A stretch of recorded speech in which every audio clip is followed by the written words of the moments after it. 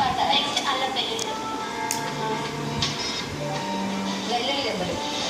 ఇంకా పేస్ట్ అల్లం వెల్లుల్లి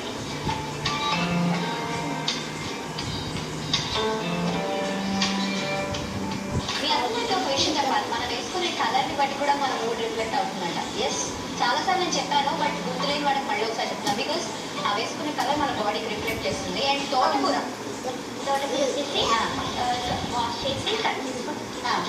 ఓకే, తోటకూర ఈజ్ వెరీ గుడ్. మీరు ఏం చదివన్నారు? ఇది మైక్రోబయాలజీ. మైక్రోబయాలజీ. తోటకూర నుంచి ఏం తీసుకున్నారు, ఏం నేర్చుకున్నారు? తోటకూర చాలా హెల్దీ అండి.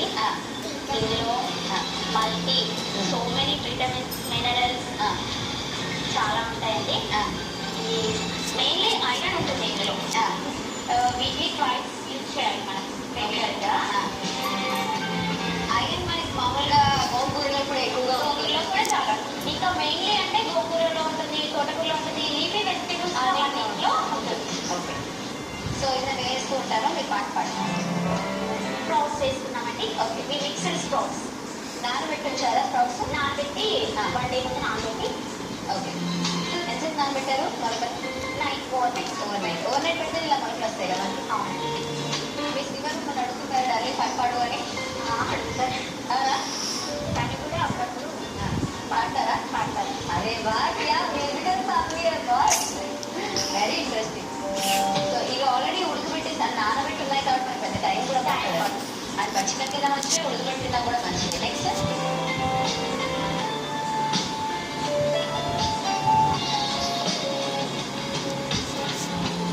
పచ్చిమిరపకాయలు ఎప్పుడు వేస్తాం? పైన గార్నిష్. ఇంకా ఓన్లీ కారపొడి వేసుకుంటాం.